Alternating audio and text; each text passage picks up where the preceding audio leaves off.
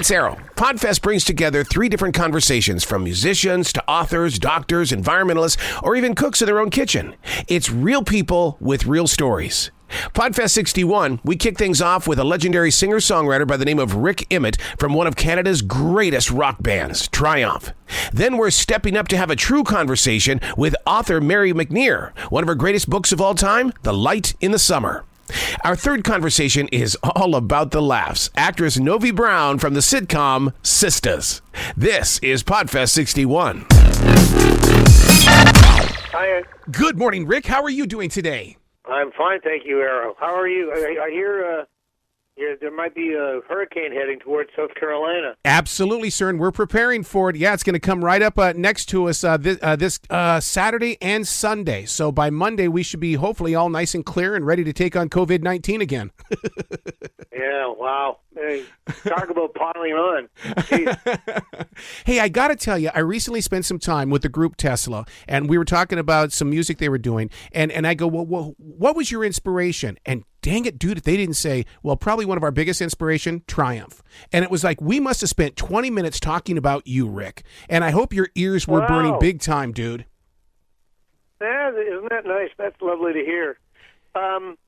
Yeah, you know, it's a weird thing. I mean, obviously, I left Triumph in '88, but in amongst all of this other stuff that I'm up to, there's also been this very heavy, renewed interest in Triumph. There's a documentary that Banger Films is doing, and we got to do the Walk of Fame thing here in Canada, and yeah, it's been a very interesting time period for me. I mean, never mind the whole isolating sort of thing, and it just, you know, Roundhill's putting out my catalog, and people are interested in Triumph and talking about Triumph, and so I got a publisher that's interested in looking at what maybe like a memoir or an autobiography. So I guess that there is that old thing about, you know, how things cycle and circle, and so maybe it's just coming back around again, you know. But don't you think that's because you guys put focus on quality music right from the very beginning? Because it never gets old. There's a reason why I want the CD or I want the iPod to start all over again, because I want to hear it again and again and again. Where the streaming features anymore, you don't get hear it over and over again. Yeah, well, I mean, you know, we live in a digital universe now, and if that's what you want, if you want to put it on loop and infinite repeat, you can drive yourself crazy if you'd like, Arroe. You know, like, that's up to you. But yeah, I know what you're saying, and the part and parcel of it all too is the whole, like, you know, you've time traveled back to 1980, 81, 82. And that, to me, that was really when Triumph was hitting its stride. You know, the album Allied Forces with Magic Power and Fight the Good Fight and those kinds of things. I really felt the band discovered its heart at that time, you know. And, of course, vinyl. And there's a renewed interest in that, and the fact that it gives you an audio experience that you can't really get from a digital thing, you know. So, yeah, there was something that was happening that was good, and it was righteous, and I think I had sort of figured out, if you're writing songs and you're calling your band Triumph, well, then your song better be something that speaks to that positive, uplifting kind of value, you know. So, yeah.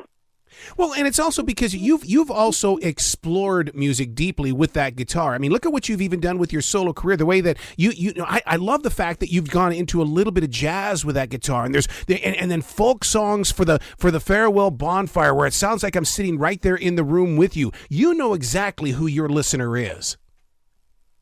Well, yes and no. I mean, sometimes.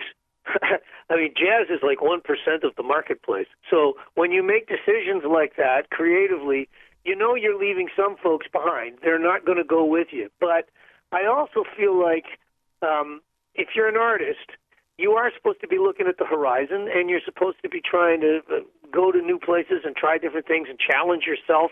And then that means you're challenging your listener, too. You're sort of saying, look, come along with me on this journey, and let's see if we can't find something new inside ourselves, you know. So the artist does it, and then I think, the listener, the person on the other end of it, they're the ones that also go, well, I never thought I'd like this, but, if Uncle Ricky's going there, I'm going too, goddammit. And plus, on top of that, you're not afraid of a writing instrument. I mean, look at a manuscript of poetry, reinvention, and stuff like that, because that's taking your listener as well as your readers to a completely different level. Yeah, well, I mean,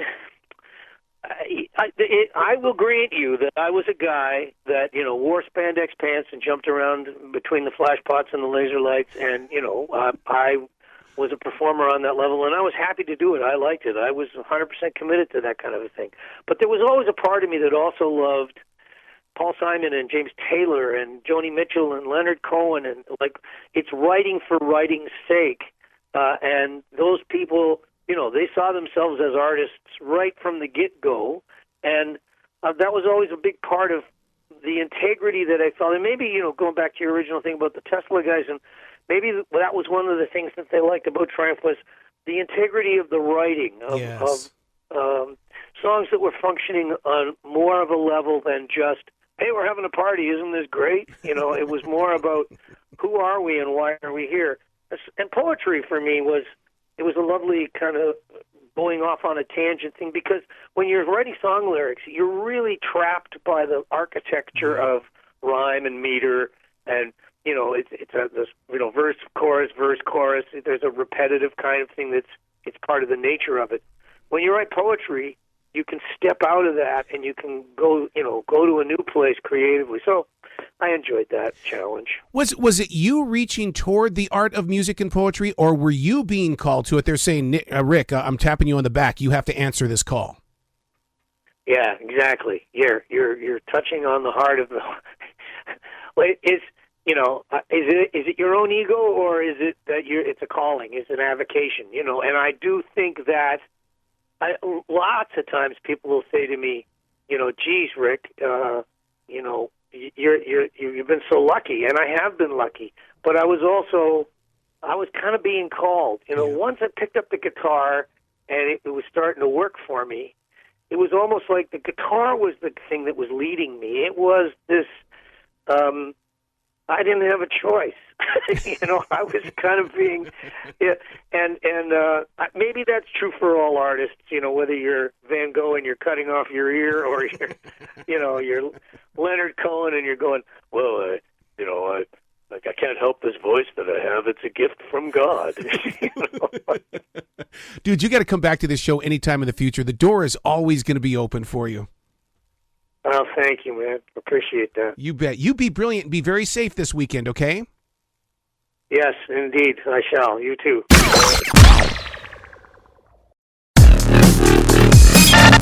Unplugged and totally uncut with Mary McNear. Good morning, Mr. Collins. I'm very well. Thank you. Are you hanging out at a donut shop right now sipping on a Pepsi? Well, not right at this exact moment, but as you know, yes, I like to write my novels in a donut shop. I love that, because I love going over to the Billy Graham Library and just sitting there inside the garden and just writing, because there's a free spirit about it. Are you feeling the same thing? I do, and I find writing can be so lonely, so I try not to do it by myself, and I find if you get used to doing it in public, you can shut out what's happening around you, or you can also just key into it. I'm not too proud to admit that I've actually cribbed lines of dialogue from conversations I've overheard in public. I love that because what you're doing, I call that speaking the street. You have learned the fine art of bringing real language to the pages. And it's so much fun, too. Now, I find that as a woman over 40, when it comes to younger people, teenagers, people in their early 20s, I'm basically invisible, which is great. It's like the invisibility cloak in the Harry Potter novels. They pay no attention to me whatsoever. So I've heard some wonderful things that people have said to each other, and I always make a point of filing them away for later. Has it opened up the door for you to adopt the language of Twitter and Instagram and Facebook and everything? I mean, it's helped. And then the other thing that's really helped is in my most recent novel, The Light in Summer, there is one of the characters in the novel has a 13-year-old son. So that was hard for me to write his dialogue, but I also, I have a daughter who's 18, so not a perfect fit, but I'll ask people that I see in public. I saw a young man with a skateboard the other day coming into the donut shop to get a soda, and I said, come over here. I said, we talked for a minute, and I said, is this something you would say? And I'm sure he thought I was crazy, but but I have to use what I can, right? Absolutely. It reminds me so much of when I was in school and I would read like The Outsiders and things like this. It's creating that connection with real people because your readers are real people as well, and you write so well. I call it painting a room. Oh, I love that expression. That's wonderful. Now, to bring it forward like you do, that takes a lot of courage and everything because a lot of artists like to hide. How is it that you're able to release things like this? Well, I think I originally started writing these novels at a very, I really did it in response to a crisis in my own life, which was, and in my son's life. So when my son was 3, he was diagnosed with an autistic spectrum disorder. So originally, and it was very stressful, as you can imagine, for him, for our family. But I thought, if I could just set aside an hour every day to write, I thought I needed to have something for myself, right?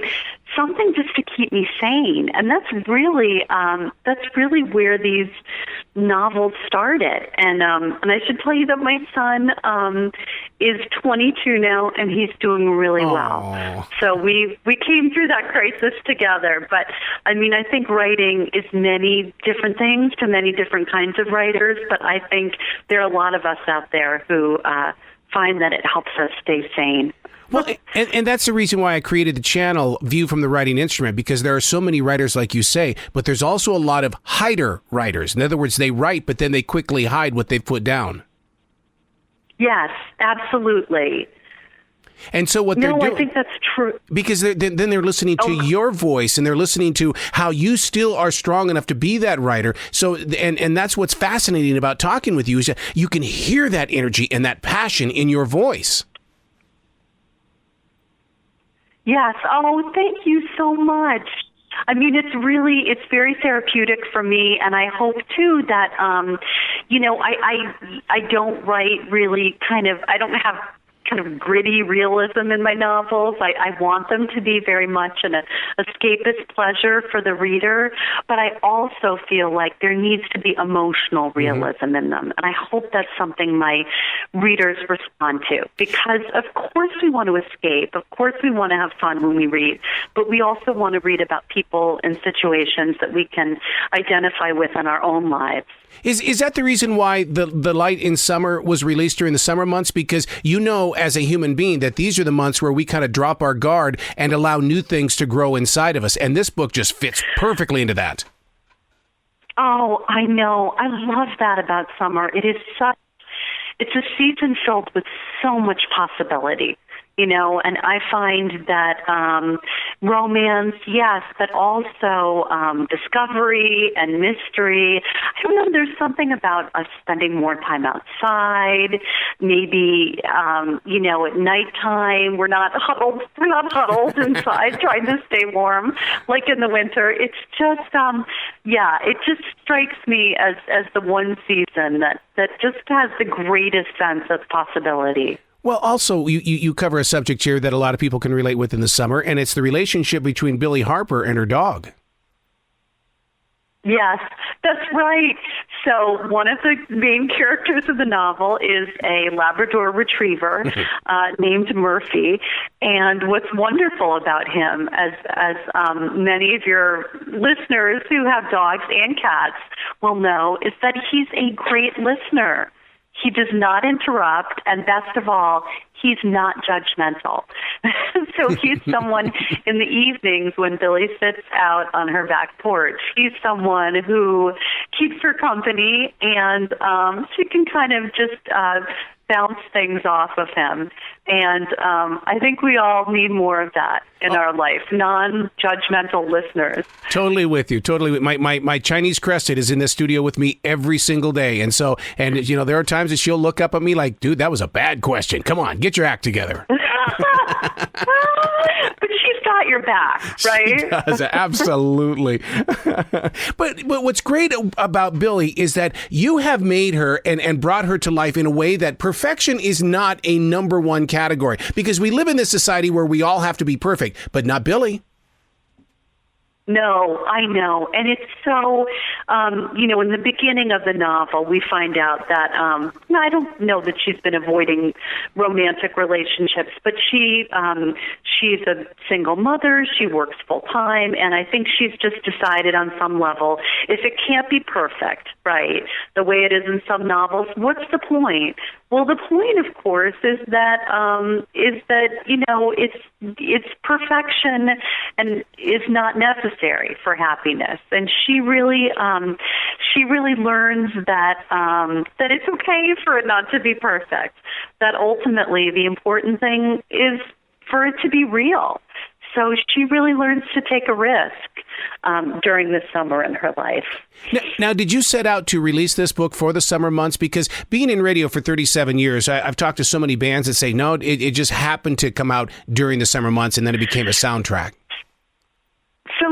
So when I published the first book in the series, Up at Butternut Lake in 2014, that was published in May, and so there was a second book in August of that year. But every other book has come out in the summertime, and I just love the idea of people who either can get away and want to bring a great book, or can't get away but want to feel like they've gotten away, to be able to just, toss a book in their bag and just escape, even if it's only for a few hours at a time. Do you think that there's going to be that transition from book to manuscript to movie, to where you're going to connect that way through to us visually, basically?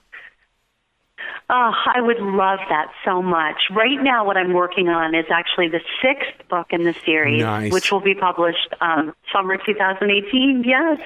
So now because I'm an author too, but when a book idea comes to me, it hits me like a flooded stream. Is it the same way for you even when you're doing the book number 6 in a series, or is it this whole entire project came to you at one moment and now you're just playing out the role? So, sometimes a little bit of both, I guess, would be the best answer. I mean, the very first book in the series is about a widowed mother with a 3-year-old son who comes back to Butternut Lake because it's the place she spent her childhood summers. And I actually got the idea for that novel watching the local news. There was a piece on a woman and her son, and she had recently been widowed because her husband was stationed with a National Guard unit in Afghanistan. And I started thinking about what would happen in their lives now. Now, of course, I knew I would never find out, but I also knew that I could sort of imagine a future for them. And I had this image of them arriving at a cabin late at night. And that really was the genesis for the first novel. Now, let me ask you this question. You just took me down a completely different road here when you were talking about that you really didn't know, what they were going to be doing in their real life. Even as that author, when you close that book and you send it to the publisher, do you know what happened to their lives, or do you let mystery become your next feeding instrument? Well, that's a really good question. I mean, it's interesting because sometimes even after the novel's over, I stay with the characters. Nice. And I'm not going to necessarily devote another novel to them, although because they live in the same community, they may recur again in another book. I do sort of check in with them mentally and emotionally and think, what are they doing now? What's happening in their lives? It's kind of like, they feel like family to me, and I hope they feel that way to readers as well. When you write stories like this, it inspires readers to become writers. Has anybody reached out to you to say, because of you, I am? Well, people I have definitely met people who are would-be authors who are looking for advice, and I have to say, one thing I tell them that can be discouraging, although I don't mean it to be, I said, these novels were many years in the writing, and I said, between the time I started writing them and the time the first one got published, I think there was like a 15-year time lag, which I know can sound discouraging, but it went really quickly. And I have to say that the only way I knew to learn how to write a novel was just to start writing them, which means you're probably going to start out, you're going to write some not so great novels. Yep. The important thing is to keep going and to keep learning. That's what's fascinating about writers. There's an author across the street, and he and I will get together, and he admitted to me last week, he goes, yeah, I had some wine and I killed off a character. Dude, what have you ever been in a situation like that? That's so funny. Well, I can tell you that definitely the kind of mood you're in can affect the way you're writing. And I remember once being in a really bad mood, and I realized my character was having a really bad day in the novel, which can happen. But I thought, I don't know, maybe I should stop and take a yoga class or something, right? It's really easy to let our own lives intrude on their lives.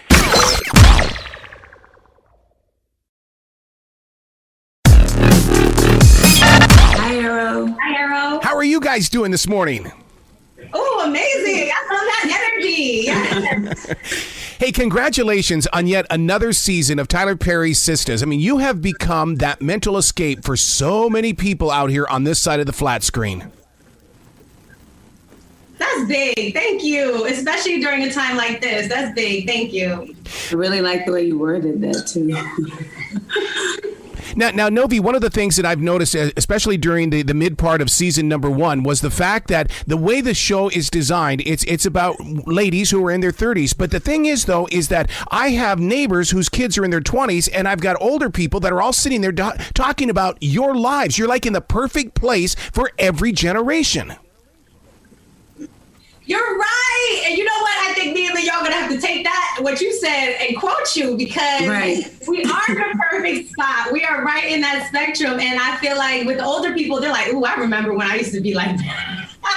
And they can laugh about it now, which is the cool thing about aging. And the young people are panicking, having anxiety, trying to avoid all those things. So like you said, I think it's that beautiful middle ground of, yes, we're in our 30s. Yes, we could be professional, but maybe we don't make the best choices sometimes. And I feel like that's what just people want to feel good about that, because that perfection idea that we have in society is just really detrimental to our authentic selves, And so when you're seeing these women all cute and dressed up and doing their thing, and then, what, Gary? You hang out with Gary though? And then, you see that juxtaposition. It just makes people human. And that's what people love about good TV. Now, Mignon, when you step into Danny's shoes behind that camera, what is it like for you, that actual change? Or are you bringing yourself forward and Danny becomes you? That's such an interesting question, because I've been trying to figure out the perfect wording for it, because, I see myself as an advocate for her, and I always look for the truth in what she's doing, even if it's big and it's like, what the heck? No one acts like that. I'm always trying to ground it in truth, but I often lend my experience to her in the sense that I'll use it to relate to what she's going through, her emotional state, and trying to figure out, okay, what am I advocating for, and what in my own life can I use to step into her shoes? And so I kind of see myself as like, her lawyer, but talking about what she wants as her, like talking in the first person as Danny, if that makes any sense. So being her while having like the split consciousness. Acting is fun and hard. Kids, it's hard. Well, what about you, Novi, when it comes to Sabrina? Because words are words on a script, but man, you've got to electrify those paragraphs. Absolutely. And for us, there's actually a lot of silent communication that we all really love and we all work on. And there's a lot of moments that, especially as actors, we love those moments in between where we don't have to say anything. Are we able to emote that? So for me, I always tell actors the best experience and for you to become a great actor is life experience. That's the only way. You got to get your heart broken. You got to get your ass kicked sometimes. You got to, get into fights. You got to live your life. And, going through that, those emotions, I feel like are gifts. I don't feel like we should avoid them. And I feel like the ladies and I were very, very blessed to even do that for a living, to express ourselves and our emotions, and it's okay. So, we're very, very blessed when it comes to this whole experience. Now, for the two of you, the one thing that I've read about Sistas and this Tyler Perry Sistas is the fact that you guys are in that quarantine bubble. What for us on this side of the flat screen, we don't understand that. I mean, we see the pictures, we read the stories, but you're living it, and it really is the future. Wow. You know what? I think we gotta hang out after this. I don't know. You sure? Just thank you for your acknowledgement, because that's a thing. It took a lot. I think people didn't realize. I don't even think I fully realized and ingested how serious it is what we were doing. With hundreds of people, a new situation going on with our health globally. So just taking that risk and being there. And then having to roll with the punches, and then having to do 122 pages a day and all these other things, and shooting in less days and doing all the episodes and all that other stuff. It was definitely a lot, but I feel like the overall goal was to just show the world that, yes, okay, we're in a state of shifting and change, but that doesn't mean that the creativity has to stop. It doesn't mean that the connection has to stop. And, shout out to our cast and our crew, our editors who's killed all this season's material. We didn't even get to take any new pictures, right, Min? We were sad that we didn't get to do our season 2. But we look good. That's all my words are for not taking more pictures. Well, congratulations on season 2 of Tyler Perry Sistas. You guys have got to come back to the show anytime in the future. The door is always going to be open for you. Thank you, Arroe. Yes. You be brilliant today, okay? Thank you. Be safe. Likewise.